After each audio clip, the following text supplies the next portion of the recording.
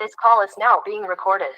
Good evening everyone. तो जैसा कि आप सभी को पता, हम यहाँ पे ले रहे हैं ऑनलाइन क्लासेस। किस क्लास के लिए? तो वो है 10th क्लास के लिए। किस सब्जेक्ट की? तो वो है मैथ की, जिसमें हमने आपके 6 चैप्टर का रिवीजन करना स्टार्ट कर दिया है हाफ ईयरली एग्जाम के लिए। ठीक है, उससे पहले आपको एक चीज बताना चाहती हूँ। अभी जो है वो क्या होता था, कुछ बच्चे B31 के थे, कुछ बच्चे B38 के थे। अब क्योंकि आप साथ में पढ़ रहे हो और ज्यादा कोई दिक्कत भी नहीं आ रही है हमें पढ़ने में, आराम से सब पढ़ पा रहे हैं, समझ भी सभी को आ पा रहा है, तो अभी सोच रहे हैं कि एग्जाम के बाद भी ऐसा ही रहे जब तक हमारी क्लासेस चलेंगी। अब आप दोनों ही बैचेस की क्लास साथ में ही लगेगी और रोज लगेगी। ठीक है, अब आपको एक दिन का गैप नहीं मिलेगा, क्लासेस रोज रहेंगी। तो अभी क्या किया है, जो बैच था B38 उसका भी हमने नाम चेंज कर दिया। आप सभी ने भी देखा होगा, B38 का नाम बदल के अब B31 कर दिया। ठीक है, तो आज से आप भी जो है वो B31 के स्टूडेंट ही माने जाओगे, क्योंकि अब इसको हम चेंज नहीं कर रहे। जैसे आप अभी पढ़ रहे हो, एग्जाम के बाद भी और जब तक अवंती क्लासेस हैं तब तक आप B31 में ही रहोगे और आपकी क्लासेस रोज ही लगेंगी, रेगुलर लगेंगी। एक अब आपको जो गैप मिलता था बीच में वो नहीं दिया जाएगा। सभी को क्लियर है? B38 वालों को स्पेशली, B31 वालों को तो कुछ ज्यादा नहीं है। B31 वालों के लिए यही है कि क्लासेस रोज हैं, लेकिन B38 के लिए दो चीजें हैं, एक तो आपका ग्रुप का नाम भी चेंज कर दिया है और दूसरा क्लासेस भी अब रोज लगेंगी। ठीक है, तो बस यही था, इसका ध्यान रखना और अपने फ्रेंड्स को भी बता देना जिनको भी इस बारे में नहीं पता। ऐसा मत सोचना कि हम किस ग्रुप में आ गए। तो आपका बस ग्रुप का नाम बदल के 31 कर दिया है, क्योंकि अब पूरा ही ग्रुप अब 31 के नाम से जाना जाएगा। अब 38 31 अलग अलग नहीं है, एक ही है। ठीक है, तो चलिए स्टार्ट करते हैं चैप्टर नंबर 6 का क्वेश्चन नंबर 9, जिसमें हमें दे रखा है कि ABCD एक समलंब है जिसमें AB DC के समांतर है तथा इसके विकर्ण परस्पर बिंदु O पे छेद करते हैं। दर्शाइए कि AO बटा BO CO बटा DO के बराबर है। ठीक है, तो हमने ऐसे एक समलंब बना दिया। समलंब में खासियत ये होती है कि समलंब की जो दो भुजाएं होती है ना, वो समांतर होती हैं। देखो, समलंब में 4 भुजाएं हैं, तो समलंब की 2 भुजाएं जो होंगी वो कैसी होंगी? बराबर होंगी। फिर इन्होंने कहा कि यहां से हमने एक विकर्ण किया, तो ये यहां से यहां को गया, ये यहां से यहां को गया, और ये किस बिंदु पे मिल रहे हैं? तो ये बिंदु O पे मिल रहे हैं। पहले हमने बस बना दिया, अभी हमने सिर्फ इसकी कंस्ट्रक्शन कर ली कि जो जो हमें दिया था उस हिसाब से हमने फिगर बना ली। तो ये है O और इसका नाम रख लेते हैं ABCD। ठीक है, और इसका नाम रख लेते हैं ABCD। तो ये एक समलंब है, ये हमें क्वेश्चन में दिया है। सबसे पहले तो हम लिखेंगे कि भाई हमें दिया क्या है। ठीक है, सबसे पहले तो हम लिखेंगे कि हमें दिया क्या है। कुछ कह रहे हो क्या कोई चैट में?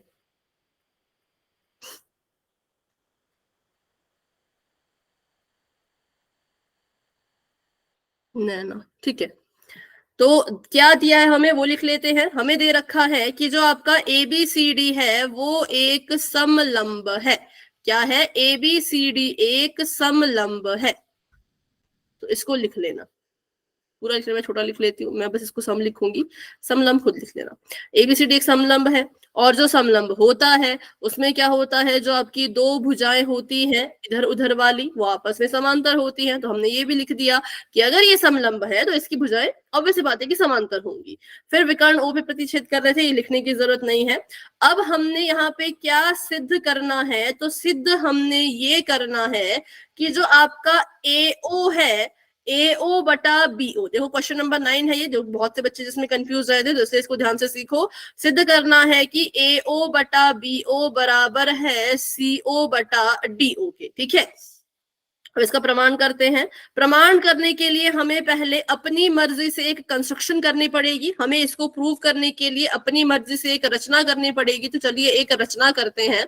जब भी आप अपनी मर्जी से कोई रचना करोगे तो आपने उसको लिखना है। जब भी आप क्या करोगे, अपनी मर्जी से कोई रचना करोगे किसी भी शेप में, किसी भी आकृति में, तो आपने क्या करना है, उसको ऐसे लिखना है कि हम क्या करने वाले हैं, हम रचना के नाम पे क्या रचना करने वाले हैं।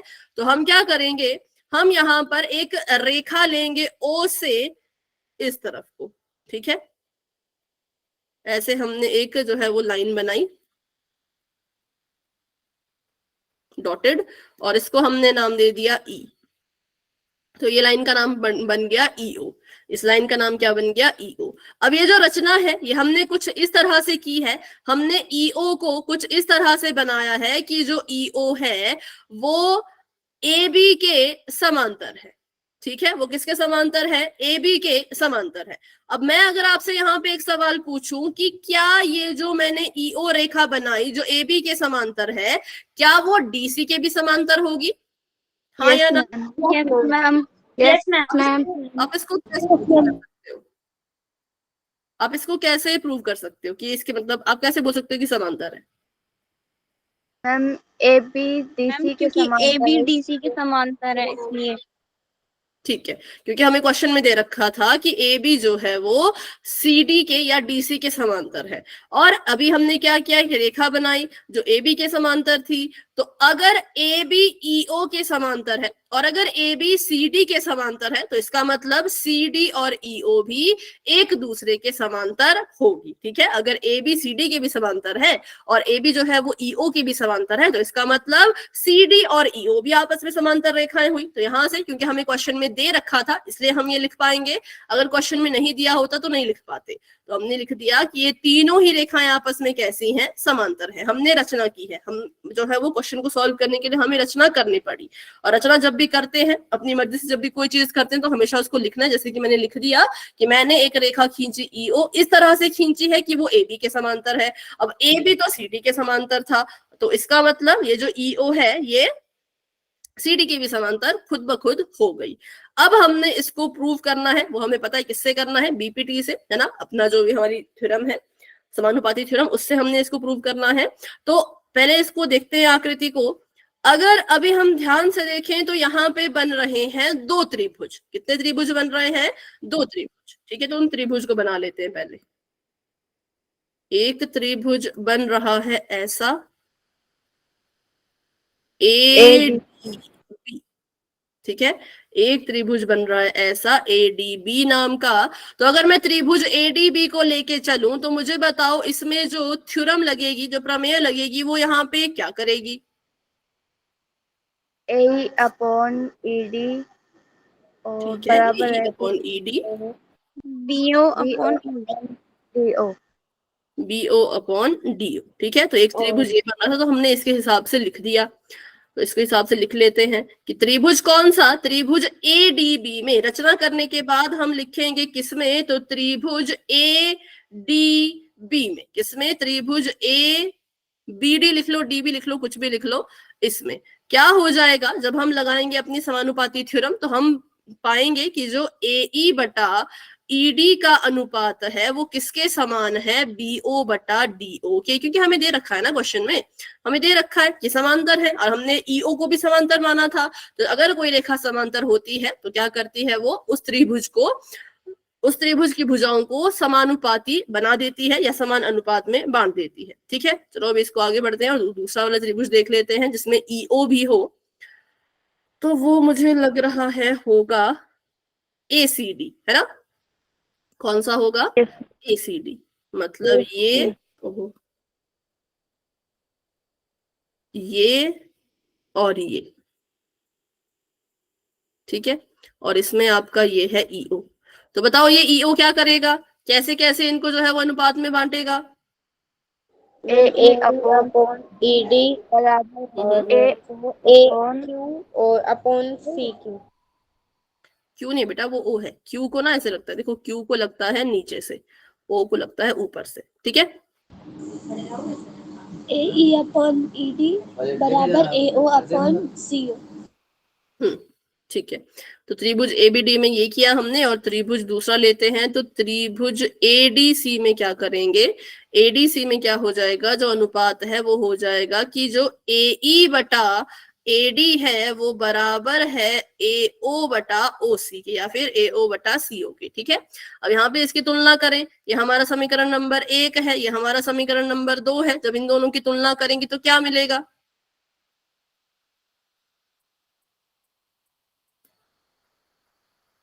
ए ओ अपॉन डी ओ बराबर ओ अपॉन डी। ठीक है, 1 और 2 की तुलना करने पर, 1 और 2 की तुलना करने पर। मैम जी, हाँ जी, बोलो। मैम जी आपने ना वो ट्रायंगल एडीसी में ना ए ई अपॉन ए डी लिख दिया, ई डी लिखना था। अच्छा, ईडी हाँ, है। ईडी।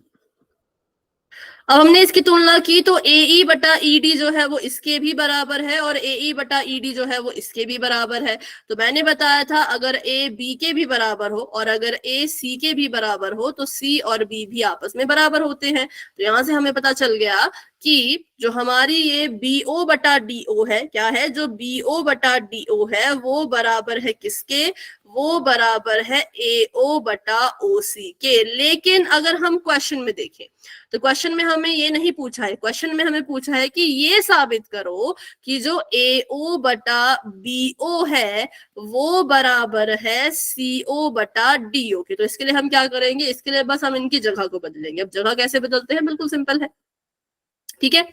इसको हम लिख सकते हैं BO गुणा 1 बटा DO और इसको लिख सकते हैं AO गुणा 1 बटा OC।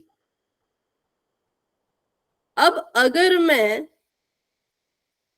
OC को उठा के इधर लाना चाहूं, ठीक है, अगर मैं इस 1 बटा OC को उठा के इधर लाना चाहूं तो ये यहाँ पे आके क्या करेगा, भाग करेगा। भाग तो यहाँ कर रहा है, बटे में तो ये यहाँ पर है, वहां जाएगा तो क्या करेगा, गुणा करेगा। तो यहाँ पे BO है, गुणा में 1 बटा DO है, OC जाएगा तो वहां पर गुणा करेगा, मतलब यहाँ OC बटे में है तो वहां ऊपर चला जाएगा, यहाँ बटे के नीचे तो वहां बटे के ऊपर चला जाएगा, उल्टा होता है ना, अगर यहाँ पे बटे के नीचे तो वहां बटे के ऊपर चला जाएगा, यहाँ बटे के ऊपर होता तो वहां बटे के नीचे जाता और AO रह गया अकेला। अब हमने AO के पास भेजना है BO को, तो BO यहाँ पे गुणा कर रहा है, मतलब बटे के ऊपर है, AO के पास जाएगा तो क्या करेगा, भाग करेगा। तो ये हो जाएगा AO बटा OB, क्या हो जाएगा AO बटा OB, और यहाँ पे गुणा कर दो OC की, तो ये हो जाएगा OC बटा OD बराबर है OA बटा OB। मैंने इनके नाम भी बदल दिए, नाम बदल सकते हैं ना, देखो चाहे आप OA लिखो AO लिखो एक ही बात है ना, एक ही बात है। तो ये होती है इसके पीछे की पूरी कहानी, ऐसा करना। लेकिन आप इसको बिल्कुल शॉर्टकट में याद कर सकते हो, बिल्कुल शॉर्टकट में, कि आपने BO की और OC की जगह चेंज की, आपने कुछ नहीं किया, आपने BO की और OC की जगह चेंज की। OC बटे के नीचे था तो यहाँ पे बटे के ऊपर आ जाएगा, और BO बटे के ऊपर था तो वहां जाके बटे के नीचे चला जाएगा। इसके पीछे जो हुआ वो कहानी मैंने पूरी बता दी। इसके पीछे हुई थी ये सारी चीजें, इसके पीछे हुई थी ये सारी चीजें कि हमने इसको बारी बारी से उठा के इधर उधर भेजा। लेकिन आप इसको डायरेक्ट भी याद कर सकते हो, जैसे आप याद रखते हो क्रॉस मल्टीप्लाई करके, कि हमने इनकी जगह बदल दी, BO को ले आए इधर, CO को ले गए उधर, तो BO वहां कर रहा था गुणा, यहाँ करेगा भाग, CO यहाँ कर रहा था भाग, वहां कर देगा गुणा, सिंपल, ठीक है। तो ये इस तरह से हमने प्रूव कर दिया जो क्वेश्चन में था। तो इस क्वेश्चन में याद रखना है कि जो आपको क्वेश्चन में प्रूव करने के लिए बोला होगा आपको वो नहीं मिलेगा, आपको उसका थोड़ा सा अलग सा वर्जन मिलेगा। आपको क्या करना पड़ेगा, उनमें कुछ इस तरह से चेंजेस करने पड़ेंगे, उनकी जगह को बदलना पड़ेगा और उसकी तरह बनाना पड़ेगा जो क्वेश्चन में पूछा था। क्वेश्चन में ये पूछा था तो मैंने भी इसको इसकी तरह बना दिया। AO बटा BO, मेरा भी AO बटा BO है, CO बटा DO तो मेरा भी CO बटा DO है, ठीक है। बताओ ये क्लियर हुआ सभी को? तो ये था आपका पूरा का पूरा क्वेश्चन, जो कि क्वेश्चन नंबर 9 6.2 का, ठीक है। तो आगे बढ़े, ये जी मैम। तो अब करते हैं इसका लास्ट क्वेश्चन।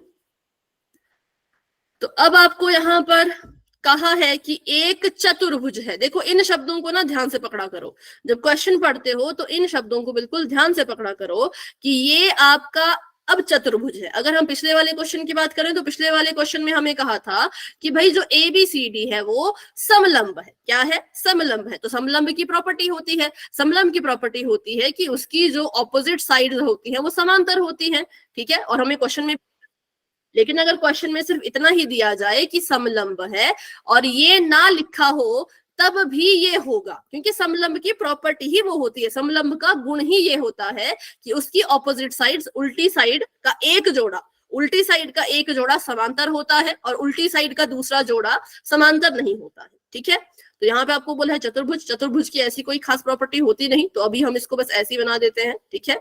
मैं इसको क्यों इस शेप में बना रही हूँ ये आपको बाद में पता चलेगा। तो बनाया मैंने इसको भी समलंब की आकृति का ही है, ठीक है। पर इन्होंने हमें दिया नहीं है कि समलंब है, इन्होंने कहा एक चतुर्भुज है एबीसीडी नाम का, और उस एबीसीडी में क्या हो रहा है, उस एबीसीडी में जो विकर्ण है वो बिंदु ओ पे मिल रहे हैं, ठीक है। जो विकर्ण है वो बिंदु ओ पे मिल रहे हैं। विकर्ण सभी को पता है ना, एक कोने से दूसरा कोना, किसी भी आकृति का विकर्ण मतलब उसके एक कोने से उसका दूसरा कोना, तो वो मिल रहे हैं बिंदु ओ पर, ठीक है। फिर इन्होंने कहा इस प्रकार से ये जो विकर्ण है आपस में प्रतिषेध कर रहे हैं कि AO बटा BO जो है वो बराबर है OC बटा DO के। तो ये चीज आपको दे रखी है, सिर्फ एक चीज दी है कि विकर्ण आपस में टकराए, और इस तरह से टकराए कि इन्होंने क्या किया, AO बटा BO को बराबर कर दिया किसके, CO बटा DO के। AO बटा BO CO बटा DO, इनको आपस में बराबर कर दिया। अब सिद्ध क्या करना है, तो सिद्ध ये करना है कि आपका जो ABCD है वो एक समलंब है। क्या है, ABCD जो है वो एक समलंब है, ये आपने सिद्ध करना है। पिछले क्वेश्चन में आपको ये चीज दे रखी थी, लेकिन इस क्वेश्चन में आपको ये दिया नहीं है। इस क्वेश्चन में आपको ये प्रूव करना है कि ABCD समलंब है, ठीक है। अब कैसे प्रूव करें कि ABCD समलंब है? अब समलंब प्रूव करने के लिए हमें पता है, मैंने आपको भी बताया उसमें क्या गुण होता है, बताओ क्या गुण होता है समलंब का? इसकी अपोजिट साइड समांतर होती है। बिल्कुल, एक जोड़ा सिर्फ, ठीक है, दोनों नहीं, सिर्फ एक जोड़ा, कि इसकी ऑपोजिट साइड्स का जो एक जोड़ा होता है वो समांतर होता है, पैरेलल होता है। तो अगर मैं किसी तरह से ये प्रूव कर दूं कि जो AB है वो पैरेलल है CD के, अगर मैं किसी तरह से ये चीज साबित कर दूं कि हमारा जो AB है वो CD के समांतर है, तो हम कह पाएंगे कि ये एक समलंब है। तो हम क्या कह पाएंगे, ये एक समलंब है। तो चलो इसके लिए करना पड़ेगा प्रमाण, इसके लिए हमें प्रमाण करना पड़ेगा। तो प्रमाण के लिए फिर से वही हमें जो है वो रचना करनी है, यहाँ पे भी हमें रचना करनी पड़ेगी। अब दोबारा से हम रचना कर रहे हैं, एक रेखा EO बना रहे हैं, और ये जो EO है ये समांतर है AB के, ठीक है। ये जो EO है ये समांतर है किसके, तो ये समांतर है AB के। तो मुझे बताओ क्या ये CD के भी समांतर होगी? Yes ma'am. Yes ma'am. कैसे? मैम ये AB और CD समांतर है। क्योंकि AB और किसने CD बोला? समान हैं। ये आपको बोला किसने? मैम समलंब की प्रॉपर्टी होती है, अपोजिट साइड का एक जोड़ा समांतर होता है। आपको बोला किसने ये समलंब है? बोला किसी ने? ध्यान से पढ़ो क्वेश्चन, क्या बोला है? ABCD क्या है? चतुर्भुज। चतुर्भुज। क्या है? चतुर्भुज है, ठीक है। और हमने ये प्रूव करना है, जो आप कह रहे हो ना कि ABCD जो है वो पैरेलल है, ये हमने प्रूव करना है, ये हमने सिद्ध करना है। तो ये गलती मत करना। तो यहाँ पे क्या होगा, जो EO है वो AB के समांतर है, तो AB के ही समांतर रहेगी। CD के समांतर अभी इसको हम नहीं कह सकते, क्योंकि ये तो हमने प्रूव करना है ना, ये तो हमको सिद्ध करना है कि सिद्ध करके बताओ कि ये दोनों आपस में समांतर है, तभी तो ये समलंब बनेगा। तो बस ये छोटी छोटी चीजें ध्यान में रखनी है, इनमें गलती नहीं करनी है। आपको क्वेश्चन में सीधा लिखा था कि ABCD एक चतुर्भुज है, और अगर ये चतुर्भुज है तो इस जरूरी नहीं कि इसके ऊपर नीचे के जोड़े या अपोजिट जोड़े समांतर हो। पिछले क्वेश्चन में बोल रखा था कि ये समलंब है, इसलिए हम जो है वो कह रहे थे कि ABCD के समांतर, तो EO भी दोनों के समांतर होगा, क्योंकि इसमें डिफरेंस समझो, ठीक है। इसमें डिफरेंस समझना बहुत जरूरी है। पिछले क्वेश्चन में बोला था समलंब, तो हम ये कर पाए, लेकिन इस क्वेश्चन में बोला ही नहीं है, तो हम नहीं कह सकते। हम इतना ही कहेंगे कि EO AB के समांतर है। चलो अब बताओ, अगर यहाँ पे हम लगा दें अपनी प्रमेय इस त्रिभुज में, कौन से त्रिभुज में, ACB में, तो क्या मिलेगा? अच्छा एक मिनट, मैंने गलत लिखा भाई, नाम गलत लिखा। नाम अगर लिखना है तो या तो सीधा लिखो या तो उल्टा लिखो, मतलब या तो लिखना है तो ABCD ऐसे लिखो, है ना, या तो क्लॉकवाइज या तो एंटी क्लॉकवाइज। तो या तो ABCD ऐसे लिखो या तो ABCD ऐसे लिखो, नाम गलत मत लिखना। जैसे मैंने कर दिया था जल्दबाजी में AB फिर CD, तो गलत हो गया था, ठीक है। ऐसा नहीं करना है, या तो घड़ी की सीधी दिशा में लिखो या तो उल्टी दिशा में, तो ABCD। हाँ अब बताओ। ADB में AE बटा ED बराबर है किसके? BE बटा बी बी ओ कहाँ बेटा, बटा बी के साथ तो टच ही नहीं ओ कर रहा। बटा अच्छा ओडी। हाँ, बी ओ, बी ई नहीं, बी ओ बटा ओ डी। ये वाला त्रिभुज लिया क्या? हाँ ये वाला त्रिभुज लिया, ठीक है। ABD। इसको नाम दिए समीकरण नंबर 1 का। अब हमें फिर से लगाना पड़ेगा थोड़ा सा दिमाग और करना पड़ेगा कुछ, ठीक है। जो चीज दी है उसको लिख लेती हूं। हमें दिया है ए ओ बटा बी ओ बराबर में सी ओ बटा डी ओ, और जो हमने अभी प्रूव किया वो है ए ई बटा ई डी बराबर में बी ओ बी, या फिर कुछ भी लिख लो, बी ओ बटा ओ डी।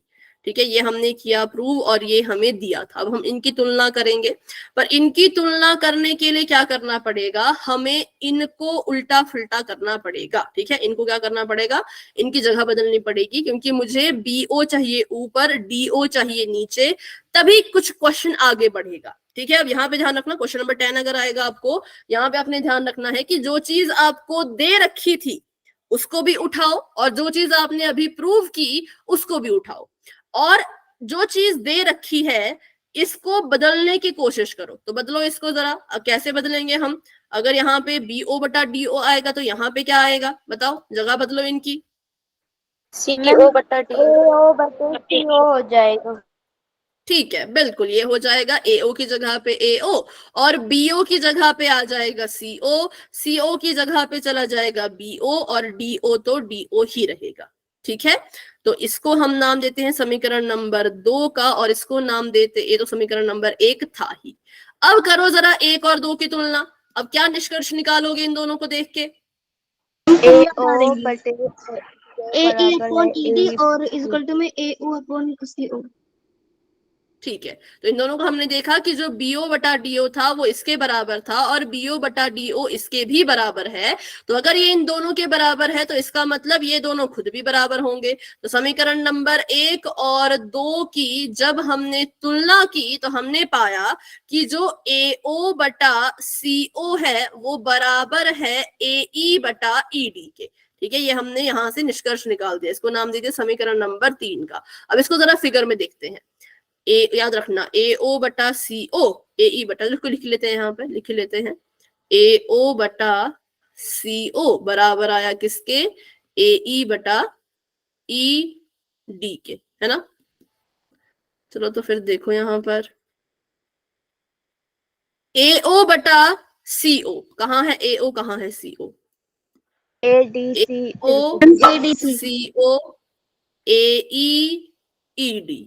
ठीक है, इसको हाईलाइट करते फिर आपको अच्छे से क्लियर होगा कि ये वाली रेखा और इस वाली रेखा का अनुपात, इन दोनों का अनुपात बराबर है किसके, तो इस वाली रेखा और इस वाली रेखा के अनुपात के। और ये कब पॉसिबल होगा, कब ऐसा होगा कि AO बटा OC AE बटा ED के बराबर आएगा, सोचो और बताओ। जब AB का तो लेना देना नहीं है। त्रिभुज बता देती हूँ आपको, फिर आप जरा इसको ध्यान से देख पाओगे। त्रिभुज है ये वाला, ठीक है। इस वाले त्रिभुज में कब ऐसा होगा कि जो आपका EO है, सॉरी AE है, वो AE बटा DE बराबर है AO बटा OC की, ऐसा कब होगा? मैम जब ना DC के समांतर EO एक वो लाइन है। बिल्कुल, अगर EO के समांतर DC होगा तभी ये होगा, सिंपल सी बात है। तो यहाँ पे लगेगा 6.2 का उल्टा, रिवर्स। ठीक है, कि अगर कोई रेखा त्रिभुज की किन्हीं दो भुजाओं को क्या करती है, समान अनुपात में बांटती है।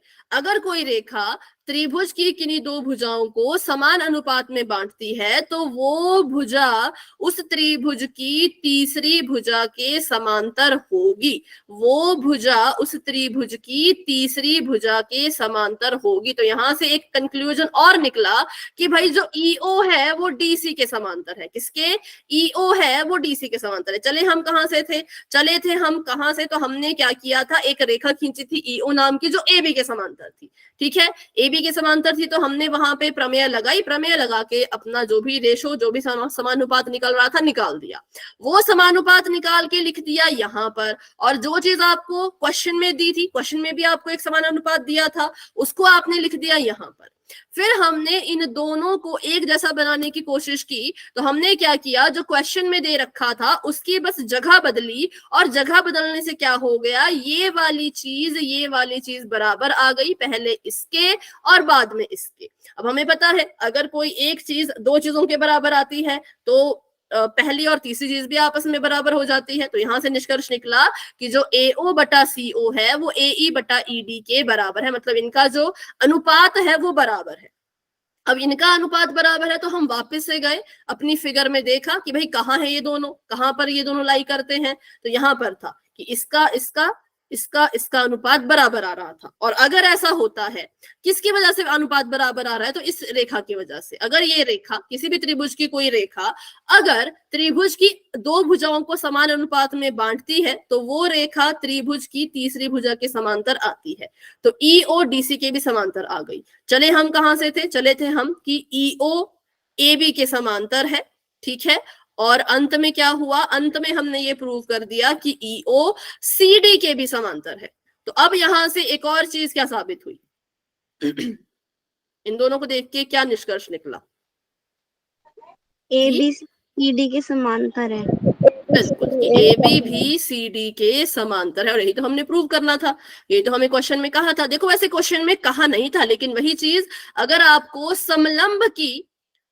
समलंब के गुण पता है तो क्वेश्चन कर पाओगे, नहीं पता तो फिर दिक्कत आएगी। तो ये आपने वैसे 9th क्लास में सीखे थे ना, वर्ग के क्या गुण होते हैं, आयत के क्या गुण होते हैं, समलंब के गुण क्या होते हैं, समांतर चतुर्भुज के क्या गुण होते हैं, सारे गुण आपने 9th क्लास में पढ़े थे। तो यहाँ से समलंब लिखा था तो हमें पता चल गया। अगर हम ये किसी तरह से प्रूव कर दें कि इसकी जो ऑपोजिट साइड्स हैं, उल्टा जो जोड़ा है एक, वो एक दूसरे के समांतर है, तो प्रूव हो जाएगा कि ये समलंब है। तो हमने प्रूव कर दिया कि भाई ABCD के समांतर है। और अगर ये ABCD के समांतर है तो बिल्कुल 100% वाली बात है कि ABCD एक समलंब है। ठीक है, ABCD क्या है? तो ABCD एक समलंब है। बताओ, इसमें किसी को कोई डाउट? No ma'am. ठीक है, इसका स्क्रीनशॉट ले लो, बिल्कुल ध्यान से इसको करना है क्योंकि ये बहुत जरूरी क्वेश्चन है। वैसे ऐसे क्वेश्चंस पेपर में पता नहीं आते हैं कि नहीं, बट क्या पे पेपर में वैसे आते हैं फिगर वाले क्वेश्चन जिसमें फिगर बनी हो, या क्या पता आपको यही क्वेश्चन आ जाए इसकी फिगर दे रखी हो, तो ऐसे भी क्वेश्चन आ सकता है। ठीक है, क्योंकि ये 9th और 10th ही क्वेश्चन था जो थोड़ा सा अलग था 6.2 में। बाकी सारे सवाल तो काफी आसान है ना, बाकी सवाल तो आपको अच्छे से समझ भी आ गए। तो उम्मीद है अभी ये भी समझ आ गया हो। नहीं भी समझ आया होगा तो रिकॉर्डिंग देखनी है, और अभी जब क्लास खत्म होगी तो इस क्वेश्चन को, 9th और 10th क्वेश्चन को बिना देखे अपने आप हल करने की कोशिश करनी है। ठीक है, बिना रिकॉर्डिंग देखे, बिना कॉपी खोले 9वें और 10 क्वेश्चन को सॉल्व करने की कोशिश करनी है। पहले खुद से हो गया तो ठीक, नहीं हो पाया तो फिर रिकॉर्डिंग देखना कल, फिर सॉल्व करना बिना देखे। उसके बाद भी नहीं हुआ तो अगली क्लास में पूछ लेना, क्योंकि ये क्वेश्चन जरूरी है, थोड़े से अलग हैं तो इसलिए जरूरी भी है। ठीक है, तो चलिए बढ़ते हैं आगे और करते हैं अपने 6.3। 6.3 को करने के लिए आपको कुछ बातें पता होनी चाहिए। अगर हम बात करें 9th क्लास की, तो 9th क्लास में आपने पढ़ा था सर्वांग समता के लिए कुछ नियम, है ना। सर्वांग समता के आपने कुछ नियम पढ़े थे, तो वो कौन कौन से नियम होते थे, है किसी को याद?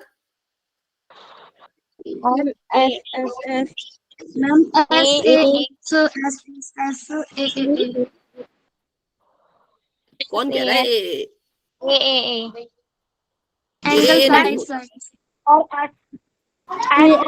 AAS और बता के तीन RHS। हाँ, RHS। ठीक है, अब जो बच्चे कह रहे हैं AAA, तो सर्वांग समता में ऐसा कोई नियम नहीं होता है, ध्यान रखना। सर्वांग समता में ऐसा कोई नियम नहीं होता है। और सर्वांग समता के अगर चिन्ह की बात करें तो कैसा होता था, मान लो मैं बोल रही हूं त्रिभुज ABC सर्वांग सम है त्रिभुज PQR के, तो इसमें जो चिन्ह लगेगा कैसा लगेगा, एक तो लग जाएगा बराबर और बराबर के ऊपर ऐसी एक कर्व, ठीक है, ये होता था सर्वांग समता का चिन्ह। ध्यान रखना है क्योंकि आगे 6.3 में कुछ क्वेश्चन ऐसे हैं जहां पे आपको बोला गया है कि ये त्रिभुज इसके सर्वांग सम है ना, तो आपने ध्यान रखना है कि अगर सर्वांग सम है तो क्या होता है। अगर सर्वांग सम होते हैं दो त्रिभुज तो उनकी जो संगत भुजाएं होती हैं वो बराबर होती हैं, संगत कोण होते हैं वो बराबर होते हैं, ठीक है, संगत भुजाएं और संगत कोण बराबर होते हैं अगर कोई चीज, अगर कोई त्रिभुज सर्वांग सम है एक दूसरे के तो, ठीक है, ये याद रखना।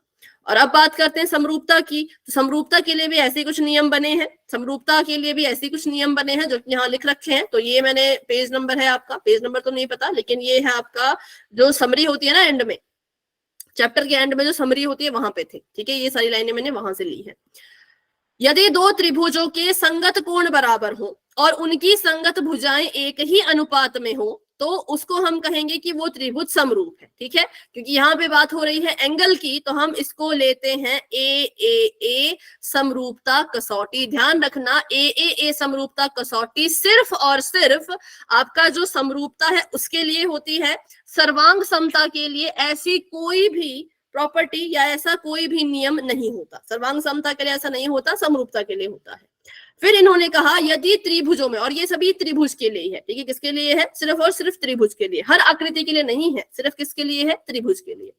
यदि दो त्रिभुजों में एक त्रिभुज के दो कोण क्रमशः दूसरे त्रिभुज के दो कोण के बराबर हो तो भी समरूपता कसौटी बन जाती है ए। अगर तीनों एंगल बराबर है तब भी समरूप होंगे, अगर दो ही कोण बराबर है तो भी समरूप होगा, ठीक है। यदि दो त्रिभुजों में संगत भुजाएं एक ही अनुपात में हो तो उनके संगत कोण बराबर हो तो इसमें लग जाती है एस समरूपता कसौटी। मतलब कोई भी कसौटी आपने लगानी है, चाहे ए लगाओ, चाहे ए लगाओ, चाहे एस लगाओ।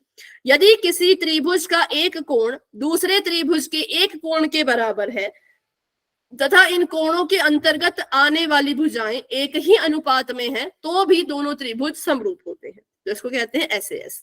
तो इसके टोटल नियम हुए ए, दूसरा हुआ ए, तीसरा हुआ एस और चौथा हुआ एस। इसमें भी शायद RHS होता है, लिखा तो था इन्होंने, बट देखते हैं अगर किसी क्वेश्चन में काम आएगा तब यूज करेंगे।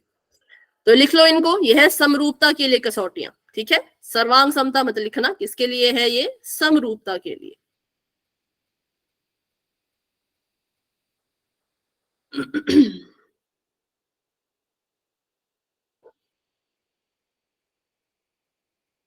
मैम ठीक है, तो चलो आगे बढ़ते हैं। अब आपने बताना है इस क्वेश्चन नंबर 1 में कि कौन कौन समरूप है और कौन कौन समरूप नहीं है, साथ में इनके लिए आपने समरूपता कसौटियां भी लिखनी है। ऑप्शन नंबर ए तो बहुत आसान है, इसको बताओ और आंसर करो। मैम समरूप है। दो समरूप है। एंगल ठीक है, ए क्योंकि इसके जो एंगल है वो बराबर है, संगत कोण कैसे हैं, बराबर है, ठीक है, तो हम लगाएंगे इसमें ए। अच्छा, हम इसमें भुजा की बात क्यों नहीं कर रहे, क्योंकि देखो सिंपल सी बात है, अगर एंगल बराबर है तो इसका मतलब भुजाएं भी कुछ कुछ वैसी होंगी। जैसे अगर ये देखो, अगर ये आपका मैं मान बोलूं 5 सेंटीमीटर है और इसका एंगल है 80 और 60, ये 5 तो नहीं होगा लेकिन ये 5 की गुणा में होगा। जैसे कि या तो 5 का 2 गुना होगा, या तो 5 का 3 गुना होगा, या तो 5 का 4 गुना होगा, लेकिन होगा 5 की ही गुणा में। ऐसा नहीं होगा कि अगर ये 5 सेंटीमीटर तो ये कहीं और ही जा रहा है, क्योंकि एंगल सेम है। एंगल सेम है तो उतने ही एंगल से रेखा जो है वो मुड़ी है, इस वाले कोण में, इस वाले त्रिभुज में भी, उस वाले त्रिभुज में भी। तो इसको अगर बढ़ाओगे तो इसी के मल्टीपल में आता जाएगा ये, ठीक है, 5 के ही मल्टीपल में आएगा, मतलब अनुपात इनका सेम ही रहेगा क्योंकि एंगल सेम है। तो अगर एंगल सेम होते हैं तो चांसेस होते हैं कि इसकी जो भुजाएं हैं वो भी सेम अनुपात में ही होगी। तो फिर चलो अगला बताओ, क्वेश्चन नंबर 2। मैम ये भी समरूप है। समरूप है। कैसे? मैम समरूप क्योंकि मैम 2/4 हो गया, 3/6 हो गया और 2.5/5 हो गया।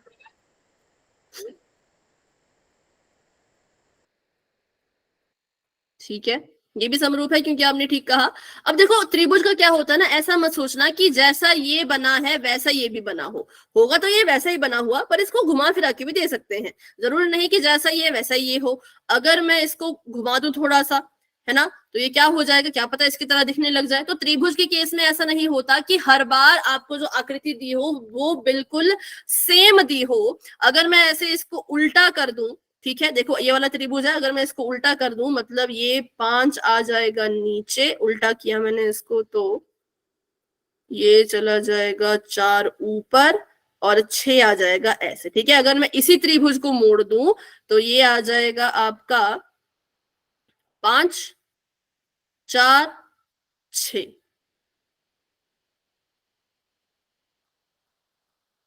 R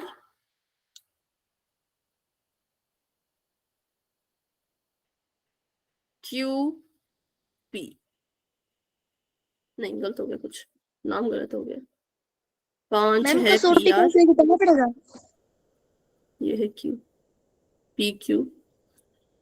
नाम में इसकी गड़बड़ आ रही है, पहले तो नाम को छोड़ो, आप बस इसको हंस दे। क्या कसौटी, क्या इसमें कसौटी का नाम लिखना पड़ेगा, कौन सा कसौटी किया गया है? लिखना पड़ेगा, लिखना पड़ेगा। इसमें था AAA, इसमें था SSS, ठीक है। तो मैं बस यहाँ पे यही समझाना चाह रही हूँ कि जरूरी नहीं कि आप ऐसे देखो कि भाई 2 का 6 से, 3 का 5 से, 2.5 का 4 से, ऐसे नहीं देखना है। ऐसे देखो कि अगर हम त्रिभुज को मोड़ें तो 2 का 6 से जोड़ा बन सकता है, नहीं 2 का नहीं, 3 का 6 से जोड़ा बन सकता है, 2 का 4 से, और 2.5 का 5 से, क्योंकि त्रिभुज को मोड़ तोड़ के कुछ ना कुछ कर सकते हैं, ठीक है। तो त्रिभुज में कभी भी ऐसा मत सोचना कि जैसा छोटा वाला त्रिभुज है दिखने में बड़ा भी वैसा ही हो, क्योंकि ऐसा पॉसिबल नहीं है। जैसे मैंने आपको बताया कि जब मैंने इस त्रिभुज को मोड़ा तो देखो खुद ब खुद इस तरफ 2 है, इस तरफ 4 आ गया, इस तरफ 3 था, इस तरफ 6 आ गया, इस तरफ 2.5 था, नीचे 5 आ गया, खुद आ गया। बस मुझे क्या देर थी इस त्रिभुज को मोड़ने की। तो कभी मत सोचना कि त्रिभुज सेम ही दिखना चाहिए, त्रिभुज अलग भी दिख रहा हो तब भी सोच लेना कि अगर इसको मोड़े तो क्या पता सेम दिख जाए, ठीक है। अगर इसको मोड़े तो क्या पता सेम दिख जाए। चलो अगला करते हैं, पार्ट नंबर 3 बताओ। मैम नहीं है। मैम नहीं, मैम ये नहीं क्यों है। मैम क्यों नहीं है बताओ। का अनुपात, क्योंकि इसमें जो है वो किसी का भी जोड़ा नहीं बन रहा है ना। अगर हम इसको घुमाए फिराएं तो भी जोड़ा नहीं बनेगा, क्योंकि 2.7, 27 दूना ना तो 40 होता, ना तो 60 होता, ना तो 50 होता, मतलब 5 होता, ऐसा कुछ होता ही नहीं है ना। तो इसलिए इसको हम नहीं कर सकते। बाकी 3 का बन जाता 6 से, 2 का बन जाता 4 से, लेकिन 27 का 5 से नहीं बन सकता। हाँ, अगर यहाँ पे 5 होता 2.5 तब हम सोचते, तब शायद ये होता, लेकिन ऐसा नहीं था, तो इसलिए हम कहेंगे कि ये कभी भी नहीं नहीं। होता क्यों? मैम। 3 दूनी 6, 2 दूनी 4, 2.5 2.5। मैम अगर इसको रोटेट करेंगे तब नहीं हो पाएगा। मैंने कहा अगर 2.5 यहाँ होता ना तो हो जाता, ठीक है। अब इसमें रोटेट वाली चीज को ऐसे मत देखो कि रोटेट करके सेम आना चाहिए, ऐसा नहीं। अगर किसी भी 3 भुजाओं का जो जोड़ा उसकी तो 3 भुजाओं से बन रहा है तो फिर होगा, फिर वो समरूप होगा ही होगा। तो अगर यहाँ पे 2.5 होता तो 3 और 6 का रेशो सेम आता, 2 और 4 का रेशो सेम आता, अनुपात सेम आता, और 2.5 और 5 का अनुपात सेम आता, तब ये समरूप होता। लेकिन यहाँ पे 2.7 था, इसकी वजह से ये समरूप नहीं हो पाया, ठीक है। चलो अगला बताओ, ये वाला है साइड एंगल साइड। ठीक है। क्योंकि अब यहाँ पे देखो, अगर मैं इस वाले त्रिभुज को थोड़ा सा मोड़ू ऐसे, मैम 2.5 ऐसे, को अगर 4 इंटू करेंगे तो आ जाएगा। ऐसे, रुको एक मिनट, पहले यहाँ देखो, तो ये आ जाता 70 डिग्री, ये आ जाता 2.5, और ये आ जाता 5। जब हम इसको ऐसे मोड़ देते, ऐसे इसको मोड़ देते, ठीक है, मोड़ देते तो ये ऐसा हो जाता M L N, ठीक है। इसको ऐसे मोड़ दे त्रिभुज को तो ये ऐसा दिखता। और अब देखो तो इनके एंगल सेम है, इसका एक एंगल इसके एक एंगल के सेम है, 5 का रेशो 10 से होगा 1/2 और 2.5 का रेशो 5 से हुआ तो भी 1/2। तो इसलिए कहा मैंने कि त्रिभुज के केस में ऐसा नहीं करना कि भाई सेम ही दिखना चाहिए तभी समरूप करो, नहीं। अगर आपको लगता है कि एंगल सेम है और आपको लगता है कि इन दोनों की जोड़ी और इन दोनों की जोड़ी का जब अनुपात कर रहे हैं तो सेम आ रहा है, तो हम कहेंगे हाँ ये समरूप हो सकता है, क्योंकि त्रिभुज को बस मोड़ने की देरी है, बाकी फिर सब सही आ जाएगा। ठीक है, तो यहाँ पे हम क्या लिखेंगे, यहाँ पे हम लिखेंगे यस। और कौन सा क्राइटेरिया, कौन सी कसौटी, तो SAS, साइड एंगल साइड। ठीक है, चलो आगे बढ़ते हैं। अगला देखो, मैम ये वाला मैम जी हम है। कौन सा पार्ट है ये? मैम 3 का डबल 6 हो गया और 2.5 मैम जी है। हाँ मैम ये SAS से है।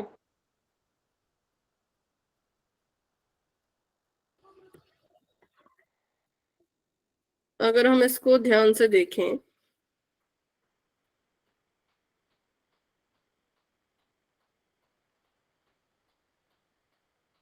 होना तो चाहिए बट ये मना कर रहे हैं यहाँ पे।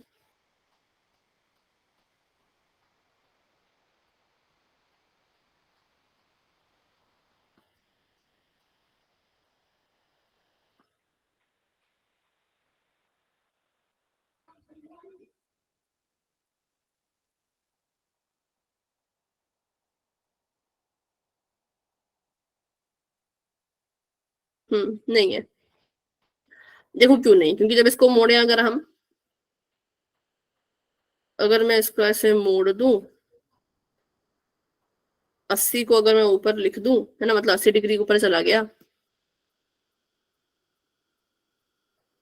और इसका नाम हो गया डी नहीं, DEF। तो जो DF है,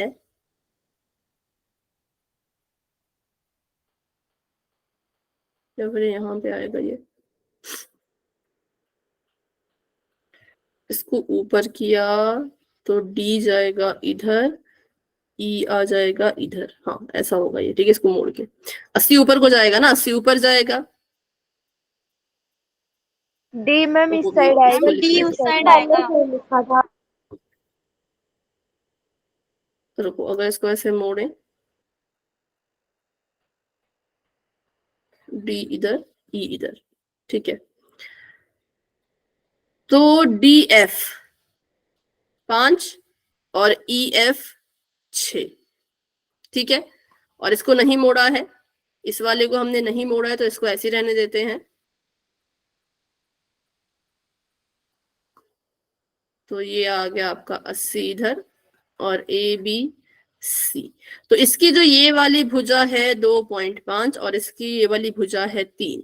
तो देखो इसका और इसका रेशो तो आ जाएगा, लेकिन इसके लिए भुजा ही नहीं है और इसके लिए भी भुजा नहीं है, तो इनका रेशो नहीं आ पाएगा। ठीक है ना? Yes ma'am. मैम यही मैं कह रही थी ऊपर वाले क्वेश्चन में। ऊपर वाले किस क्वेश्चन में? मैम जो आप 2.7 वाला करवा रहे थे, तीसरा साइड इक्वल नहीं हो पाती। देखो अगर हम इसको ऐसे देखें तो ये, अच्छा हाँ हाँ हाँ सॉरी, क्योंकि इसको मोड़ने की जरूरत नहीं है ना, ये दिखने में सेम ही तो है। अच्छा मैंने इसको मोड़ना नहीं था इसको, 3 का 6 से बनता और इसका इससे बनता और इसका इससे बनता, हाँ इसमें वैसा होता। ठीक है, हाँ आपने करेक्ट बोला था। तो अगर यहाँ पर 2 होता और यहाँ पे 2.5 होता तब बन जाता, है ना, तब ये बन पाता समरूप। लेकिन क्योंकि इसको मैंने, मतलब मुझे लगा कि मोड़ना है, पर इसको मोड़ना नहीं था क्योंकि ये सेम ही तो दिख रहा है ना, इसको मोड़ने की जरूरत ही नहीं थी, तो इसलिए हाँ ये वाला नहीं हो पाता। आखिरी वाला बताओ अब। मैम होगा। मैम ये होगा मैम। कैसे? इनको मोड़ने की जरूरत तो नहीं है, इतना तो हमें पता लग गया, है ना। मैम तो अभी अगर हम देखें, मैम हाँ है। बोलो। 180 डिग्री होता है त्रिभुज का जोड़। ठीक है, त्रिभुज के जो तो वो अंतःभुज होते हैं, बता देंगे तो कुछ आ जाएगा। हाँ हाँ सुन लो, अब सुन लो। त्रिभुज के जो 3 कोण का जोड़ होता है वो 180 होता है, तो हमें कोण F निकालना है। ठीक है, हमें क्या करना है, हमें जो है वो कोण F निकालना है। तो 70 जमा 80 करो और उसको 180 में से माइनस करो, कितना आएगा? 30 के बराबर। ठीक है, तो ये आ जाएगा 30 डिग्री और 8 9 10 11, 180 में से 110 माइनस करो, 70 हो जाएंगे। 70 तो यहाँ पे एंगल बराबर आ गए, तो मैम हम हो कहेंगे जाएगा। यहाँ पे ए क्राइटेरिया लग गया और ये हमारा हो गया। ठीक है, यहाँ पे भी यस था ना, यहाँ पे कौन सा क्राइटेरिया की नो था, नहीं यहाँ पे नो था, तो ये नहीं होगा। ठीक है, तो ये था आपको पूरा का पूरा क्वेश्चन। इसमें किसी में भी कोई डाउट है, घुमाने फिराने वाले में डाउट है तो पूछ लो भाई। ध्यान रखना कि जब आपको दिखने में सेम लग रहे हैं, जैसे यहाँ पे सेम लग रहा था तो यहाँ पे घुमाने की जरूरत नहीं थी, लेकिन यहाँ पे सेम नहीं लग रहा था तो इसको घुमाने की जरूरत थी, और यहाँ पे भी सेम नहीं था तो इसको भी घुमाने की जरूरत थी, और यहाँ पर भी घुमाने की जरूरत थी। ठीक है, तो आपको आना चाहिए कि कैसे कैसे रोटेट करें इनको, ऐसे कैसे रोटेट करें, वो अगर सीख लिया तो फिर आपको ये क्वेश्चन आ जाएगा। तो चलो अभी आगे देखते हैं क्वेश्चन नंबर 2। अच्छा, इसको देखने से पहले फटाफट से छोटी सी चीज सीखते हैं, बिल्कुल फटाफट से छोटी सी चीज सीखते हैं कि मान लो अगर कोई दो रेखाएं समांतर है, आपको दिया होना चाहिए कि ये दो रेखाएं समांतर हैं। अगर क्वेश्चन में नहीं दिया तो फिर आप इनको अप्लाई नहीं कर पाओगे, लेकिन अगर क्वेश्चन में दिया है कि दोनों समांतर हैं तो अप्लाई कर पाओगे। अगर दो रेखाएं समांतर होती हैं और उनको एक रेखा काटती है तो इसको हम क्या कहते थे, बताओ किसको किसको याद है? इस रेखा को, लाल रेखा को हम क्या कहेंगे? ये कैसी रेखा है? प्रतिच्छेदित रेखा। प्रतिच्छेदी तो नहीं है भाई, तिर्यक रेखा। कैसी है? तिर्यक। ठीक है, बस अब माइक ऑफ कर दो। जब भी किसी समांतर रेखा को तिर्यक है तो कुछ कोण जो बनते हैं वो ऐसे बनते हैं कि अगर कोई कोण इधर बन रहा है, ठीक है, मतलब चार कोण बनेंगे इधर, ऐसे चार कोण बनेंगे इधर, और चार ही कोण बनेंगे इधर भी। ठीक है, चार कोण जो है वो इधर भी बनेंगे। इनको नाम देते हैं फटाफट से। इसका नाम है कोण नंबर 1, कोण नंबर 2, कोण नंबर 3, कोण नंबर 4। इसका है 5, 6, 7, 8। तो क्या होगा, जो कोण नंबर 4 है वो कोण नंबर 2 के बराबर होगा। ठीक है, कोण 4 जो है वो कोण 2 के बराबर होगा। क्यों? क्योंकि इनको हम कहते हैं शीर्षाभिमुखी कोण। कैसे कोण है ये? क्या हो गया? आमने सामने तो हाँ बोल, आमने सामने नहीं, शीर्षाभिमुखी बोलना। ठीक है, आमने सामने भी बोल सकते हैं, लेकिन जो असली नाम है, क्योंकि आपको क्वेश्चन में भी लिखना पड़ेगा ना, आपको जब क्वेश्चन में लिखना पड़ेगा तो आपको लिखना पड़ेगा कैसे, तब लिखना पड़ेगा ये शीर्षाभिमुखी कोण है जिनके शीर्ष उल्टे हैं। इसका शीर्ष नीचे को, इसका शीर्ष ऊपर को, है ना, शीर्ष के दूसरे से उल्टे हैं। तो उसी तरह से बताओ और कौन कौन शीर्षाभिमुखी है। मैं पूछू कोण 1 के शीर्षाभिमुखी कौन है? 1 और 3 है। एंगल 6 के शीर्षाभिमुखी कौन है? एंगल एंगल 7 के शीर्षाभिमुखी कौन है? 7। अरे 7 का है 5। ठीक है, ये होगी शीर्षाभिमुखी। फिर बात करते हैं रैखिक युग्म की। कौन कौन रैखिक युग्म बनाते हैं वो भी आपको पता होना चाहिए। तो रैखिक युग्म क्या होता है? एक ही रेखा पे जब एक से ज्यादा, अभी सुन लो भाई, एक ही रेखा पे जब एक से ज्यादा कोण बनते हैं तो रैखिक युग्म बनता है। जैसे कि अगर हम देखें तो यहाँ पर जो हमारा कोण है 1 और 2, ये दोनों मिलके रैखिक युग्म बना रहे हैं, ये दोनों, क्योंकि देखो सीधी रेखा पे बने हैं ना, इस सीधी रेखा पे बने हैं तो ये बनाते हैं रैखिक युग्म। और रैखिक युग्म का जोड़ कितने के बराबर होता है? तो वो होता है 180 के बराबर। 1 और 2 ने रैखिक युग्म बनाया, 2 और 3 ने रैखिक युग्म बनाया, 3 और 4 ने रैखिक युग्म बनाया, 4 और 1 ने रैखिक युग्म बनाया। ठीक है, 6 और 5 ने रैखिक युग्म बनाया, 5 और 8 ने भी, 8 और 7 ने भी, 7 और 6 ने भी, 6 और 5 ने भी। ठीक है, ये होते हैं रैखिक युग्म। और ये कितने के बराबर होते हैं? तो जब इन कोणों को जोड़ोगे तो इनका योग 180 के बराबर होना चाहिए। फिर आते हैं एकांतर कोण। ठीक है, ये अंतः एकांतर भी हो सकते हैं और बाह्य एकांतर भी हो सकते हैं। ठीक है, एकांतर कोण होते हैं, जैसे कि अगर हम बात करें अंतः एकांतर कोण की, तो नंबर 1 ये अंदर की तरफ को बने होने चाहिए और ये एक दूसरे के उल्टे होने चाहिए। तो जो ये वाला कोण है ये इस वाले, क्या हो गया? कुछ नहीं है। ये इस कोण के बराबर होगा। जो कोण नंबर 3 है वो कोण नंबर 5 के बराबर होगा, क्योंकि ये अंतः एकांतर कोण है। और कोण नंबर 4 किसके बराबर होगा? 6 के। ठीक है, क्योंकि अंदर, एक तो अंदर की तरफ को बने होने चाहिए, दूसरा होने चाहिए एकांतर। एकांतर मतलब उल्टे, ऐसे एक दूसरे के तिरछे। अगर बाह्य एकांतर कोण की बात करें तो 1 और 7 के और 2 और 8 के। ठीक है, एंगल 1 बराबर एंगल 7 और एंगल 2 बराबर एंगल 8। बस इतना ही आपको इसके लिए पता होना चाहिए, क्योंकि अभी जो क्वेश्चन नंबर 2 और 3 करेंगे उसमें यही चीजें आपकी मदद करेंगी। ठीक है, तो हमने थोड़ा सा इसको कर दिया है रिवाइज। अब बढ़ते हैं आगे अपनी क्वेश्चन की तरफ। इसका स्क्रीनशॉट लेना चाहते हो तो ले लो, फिर आगे बढ़ते हैं। ठीक है, अगर ले लिया है तो भाई टाइप कर देना।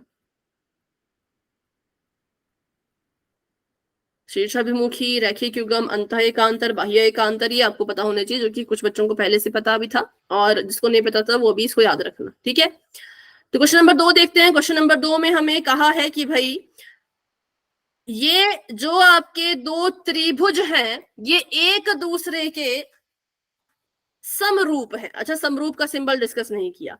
समरूप का सिंबल होता है, जैसे कि ये लिखा है यहां पर इन्होंने ओडीसी,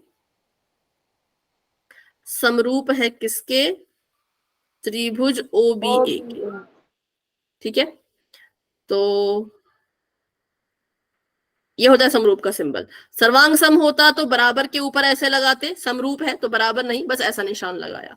आपको ये पहले ही समरूप दे रखा है, ये आपको गिवन है, ये आपको दिया है, तो यहां से हम क्या क्या निष्कर्ष निकाल सकते हैं? सॉरी, और बीओसी 125 के बराबर है, सीडीओ 70 के बराबर है। बीओसी 125, सीओसी 70 के बराबर। कोण निकालो, आपने जो सिद्ध करना है या जो आपने ज्ञात करना है, ज्ञात लिख लेते हैं। ज्ञात करो कि कोण डीओसी, कोण डीसीओ और कोण ओएबी। तो अब इसमें हम क्या कर सकते हैं, सोचो और बताओ। मैम जी, मैम पहले मैम जो सी ओ डी ना में से ओ बी और सी ओ बी को प्लस कर लेंगे, ये पूरा 180 का होगा ना। ये यस मैम, ठीक है, 180 में से 125 125 में माइनस से कर 80 माइनस देंगे। कर देंगे तो ए ओ बी आ जाएगा। ठीक है, बट पहले बात कर लेते हैं त्रिभुज की, क्योंकि हमें ये समांतर दिया, तो पहले इससे हम निष्कर्ष निकालते हैं। हमें बोला है कि ये दोनों कोण समांतर हैं। ठीक है, तो इसका ये मतलब हुआ कि इनके जो कोण होंगे वो भी बराबर होंगे, और जो संगत भुजा का रेशो होगा, अनुपात होगा, वो भी बराबर होगा। ठीक है, तो हमें कहा है कि जो त्रिभुज है, अगर मैं इसको ध्यान से ड्रॉ करूं, ठीक है, हमें बोला है कि ये एक त्रिभुज है डीओसी नाम का, और ये एक त्रिभुज है एओबी नाम का। तो यहाँ पे क्या होगा, कौन सा कोण बराबर होगा किसके? मैम डी बराबर एंगल होगा डी बी इज के इक्वल टू एंगल और सी बी। बराबर होगा ए के। सी बराबर ए के, और 3 कोण होते हैं ना। मैम ओ मैम बराबर एंगल डी ओ बराबर ओ के। ठीक है, तो सबसे पहले कोण ओ का मान तो क्या निकालना, मतलब इतना हमें पता है कि कोण ओ के बराबर होगा। ठीक है, ये हम यहाँ पे लिख लेते हैं कि जो कोण ओ है वो कोण ओ के बराबर होगा। तो एंगल ओ बराबर होगा एंगल ओ के, एंगल सी बराबर होगा एंगल ए के, और एंगल डी बराबर होगा एंगल बी के। तो अगर एंगल डी एंगल बी के बराबर है तो एंगल बी कितने के बराबर आ गया? 70 डिग्री के। ठीक है, अब इसमें हम और क्या कर सकते हैं? अब वो जो आपने कहा वो ठीक है, क्योंकि हमें दे रखा है कि ये जो एक सीधी रेखा है, मतलब इसको हम एक रेखा मान के चले। अगर डीओ भी एक स्ट्रेट लाइन है, सीधी रेखा है बिल्कुल ना, त्रिभुज तो भी सीधी रेखा बनेगी। तो इसमें जो है ये एक ये बन रहा है, ये देखो यहाँ पे एक बन रहा है रैखिक युग्म। तो रैखिक युग्म बन रहा है किस किस कोण का? कट के आ रही है मैम। बाकी बच्चों को भी कट कट के आ रही है क्या? नो मैम, सही आ रही है। और जिसको कट कट के आ रही है बेटा, क्लास को एक बार लेफ्ट करके दोबारा ज्वाइन करो। ठीक है, तो यहाँ पे इनके नाम अगर लिखे हम तो ये हो जाएगा कि कोण जो डीओसी है और कोण है जो सीओबी, ठीक है, वो दोनों को जोड़ के 180 डिग्री आ रहा है। मतलब यहाँ पर रैखिक युग्म जो है वो बन रहा है। ठीक है, क्या बन रहा है? रैखिक युग्म बन रहा है। तो हमें डीओसी की वैल्यू नहीं पता, वही हमने निकालनी है। सीओबी की पता है 125 डिग्री है, तो डीओसी का मान कितना आ जाएगा? अगर हम 180 में से 125 को माइनस कर दे 55। ठीक है, तो DOC हमारा आ गया 55 डिग्री के बराबर। तो DOC बराबर आ गया 55 डिग्री के। अब याद रखना कि DOC और DCO वैसे बराबर नहीं होते। DOC का मतलब है कोण O, क्योंकि कोण कहाँ बनता है, कोण बनता है बीच में। अगर लिखा है DOC तो मतलब इस कोण की बात हो रही है, और अगर लिखा है DCO तो मतलब इस कोण की बात हो रही है। इस बात का ध्यान रखना, ठीक है। जो बीच में पॉइंट लिखते हैं इसका मतलब होता है कि उस बिंदु पे कोण बना है।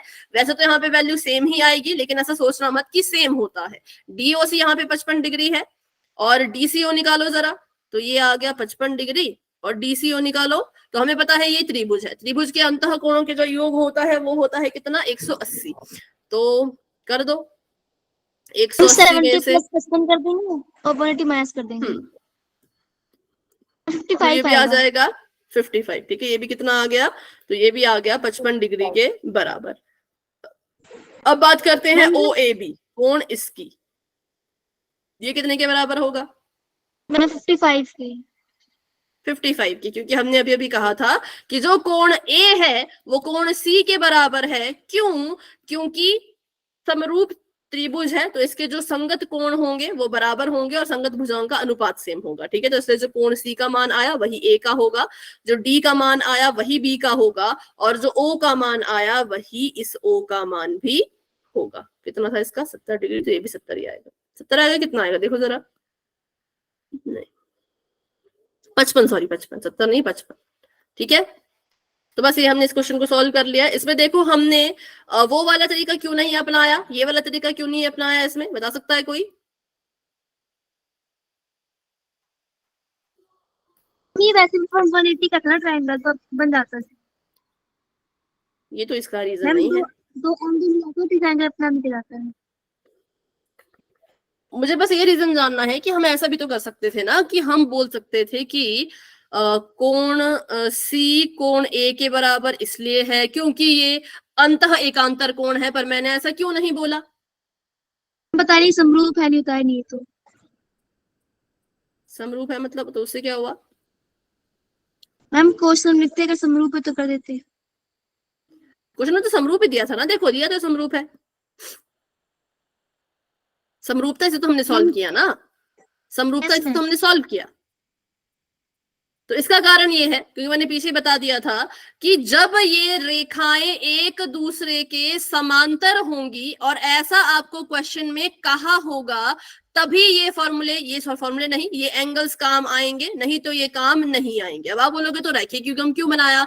तो रैखिक युग्म होने के लिए समांतर होना जरूरी नहीं होता। अगर एक बिल्कुल सीधी रेखा बनी है, बिल्कुल एक सीधी रेखा बनी है और उसके ऊपर अगर कोई दो कोण बन रहे हो तो हम कहते हैं कि ये रैखिक युग्म ही बना रहे हैं, क्योंकि रैखिक युग्म बनाने के लिए चाहिए सीधी रेखा। लेकिन किसी कोण को शीर्षाभिमुखी बोलने के लिए, किसी कोण को अंतः एकांतर बाह्य एकांतर बोलने के लिए ये चीज क्वेश्चन में दी होनी चाहिए कि ये दोनों रेखाएं आपस में समांतर है, जो कि हमें यहाँ पे नहीं बोला था। अगर ये बोलते कि ABDC जो है वो समांतर रेखाएं हैं, तब हम इनका उपयोग करके अपना आंसर सॉल्व करते, रैखिक युग्म बनाते, इसका O आ जाता 55 डिग्री। O 55 तो मैं कहती ये इसके शीर्षाभिमुखी है ना। अगर O 55 आता तो मैं कहती भाई कि ये वाला जो O है ये इसके क्या है, शीर्षाभिमुखी है, तो मैं इन दोनों को शीर्षाभिमुखी बोल के बराबर कर देती। लेकिन मैंने नहीं किया क्योंकि मुझे समांतर रेखा नहीं बोला था, इसलिए हमने समरूपता की मदद ली, समरूपता की मदद से क्वेश्चन को सॉल्व किया। लेकिन अगर हमें बोला होता कि रेखाएं समांतर है तो हम दूसरे तरीके से भी इसको हल कर सकते, ठीक है, लेकिन नहीं बोला था तो उस तरीके से इस्तेमाल हमने नहीं किया। अगला क्वेश्चन देखो, यहाँ पे आपको दे रखा है ABDC के समांतर है, तो इसको देखेंगे कि इसमें हम क्या क्या इस्तेमाल कर सकते हैं। बाकी इस क्वेश्चन को करेंगे हम कल, ठीक है। तो अभी के लिए क्लास को इतना रखते हैं। अभी के लिए इतने क्वेश्चन जितने भी हमने किए, नंबर 1 पहले तो इनको क्लास खत्म होने के बाद अपनी अपनी कॉपी पे बिना कॉपी देखे हल करने की कोशिश करनी है। कोई डाउट रहेगा, नहीं सॉल्व होगा तो कल रिकॉर्डिंग देख लेना, फिर दोबारा से सॉल्व करना, फिर भी सॉल्व ना हो पाए बिना देखे तो अगली क्लास में मुझसे पूछ लेना, ठीक है। तो चलो अभी के लिए इतना रखते हैं इसको। गुड नाइट, बाय बाय, मिलते हैं अपनी कल की क्लास में जिसमें हम 6.3 ही करेंगे, ठीक है।